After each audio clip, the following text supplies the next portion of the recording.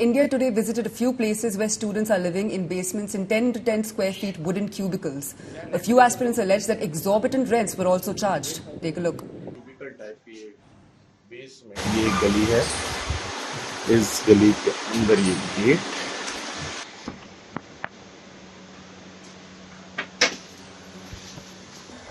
आप देख सकते हैं कि किस तरीके से क्यूबिकल टाइप की एक बेसमेंट में 10 बाय 10 के रूम बना रखे हैं और यहाँ पर इन रूम्स में बच्चे पढ़ते हैं। ये 10 कमरे हैं इस बेसमेंट में और कमरे के अंदर सीलिंग भी आ रही है, आप देखिए। क्या रेंट देते दोस्त? 8,000 10,000। कितने रूम है इस बेसमेंट में?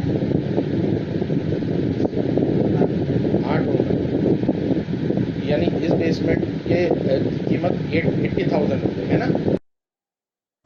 After the incident at Rao's, IAS claimed 3 lives. All basement libraries are now being closed by owners fearing consequences.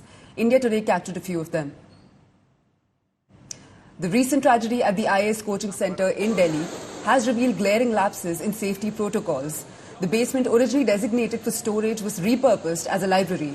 This critical space, intended to be off limits, was used recklessly that claimed 3 lives. It operated without a valid fire safety certificate, flouting the necessary norms and endangering lives.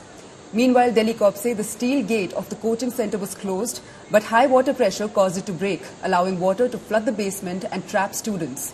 In another theory, cops say the gate was opened to let a car out, inadvertently leading to flooding and trapping the students inside. While the probe is on, these lapses and misunderstandings not only underscore a systemic failure in ensuring safety and preparedness, but also demand accountability from those responsible for these preventable losses.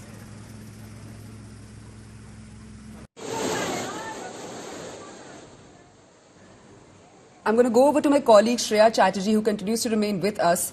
Shreya, 2 people have been arrested in the case. The Delhi mayor has asked for action against these coaching institutes that have been running illegally, but is this too little too late? Because this is not the first time that such an incident is happening, considering a few days back another UPSC aspirant was electrocuted to death.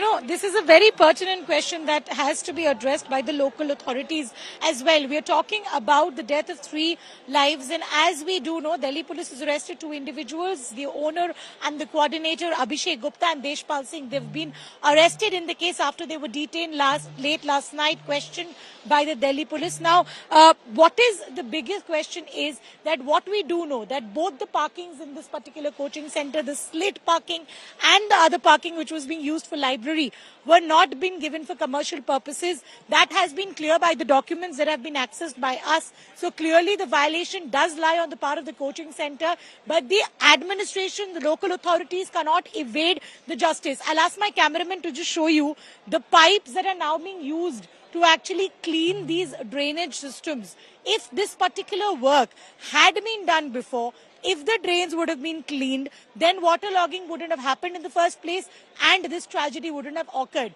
So the responsibility of the MCD on the ground is also equally questionable. And to understand the fact, when they say that yes, there was a permission that was not given despite that a library was running, it's also the responsibility of the local authorities to come and do some safety checks, some sudden checks. Why were not that being done? It's impossible to believe that when everyone knows that in ORN and Karol Bagh these libraries operate from basements, that it was not known to MCD or the local authorities. So these authorities cannot run away from their responsibility. There is equally a requirement to pin accountability on the officials involved in these areas, whose responsibility is also to continue and do these checks and balance on the ground. There were no drainage facilities that were cleaned, and as you can see right now, MCD is on the ground. They are working, they are doing their cleaning work, but this is only after a tragedy. This work should have happened before. This is a work that should be happening before the onset of the monsoon. These vehicles are available with MCD. Why do these vehicles have to come only after a tragedy has happened? If this particular work would have happened before, we could have saved 3 lives. So responsibility equally lies on the local authorities as much as it lies with the coaching center.